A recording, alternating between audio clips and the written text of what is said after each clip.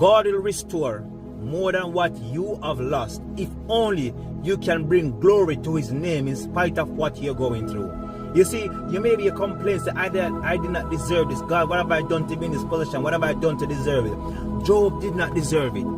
Job was a righteous man. He was a great man. Job makes sacrifice all the time and burnt offering to the Lord. And it was God who introduced Job to the devil. God said to Satan, have you considered my servant Job? Everyone else falls at the devil's feet.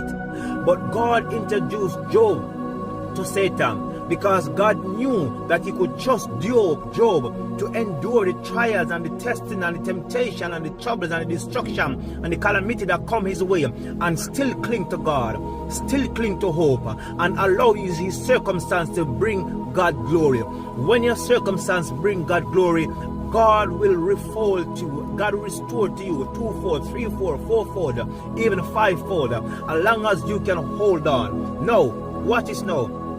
In Job chapter 1, in Job chapter 20, Job 23, verse 1, he said, then Job spoke again, my complaint today is still a bitter one, and I truly hard not to groan loud. So Job is truly trying not to groan or to cry out loud. No, verse he said, if only I knew where to find God, I would go to his court. We have something that Job did not have. We now have the Holy Spirit and the Comforter.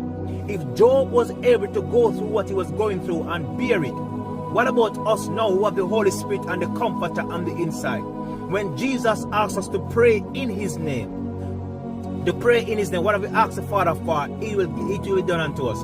When God tells us that we should be anxious for nothing, but through prayer and supplication with thanksgiving, let our requests be known unto God. So we are invited to come to God in prayer. But Job said, only if I knew where to find God, I would go to his court. Thank God that we know how to find him. That is through prayer and supplication. Now, verse 80 said, I go east, but he is not there.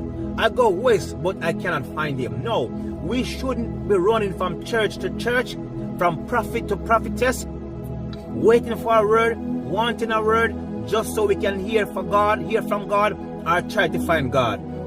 Verse 9, I do not see him in the north, for he is hidden.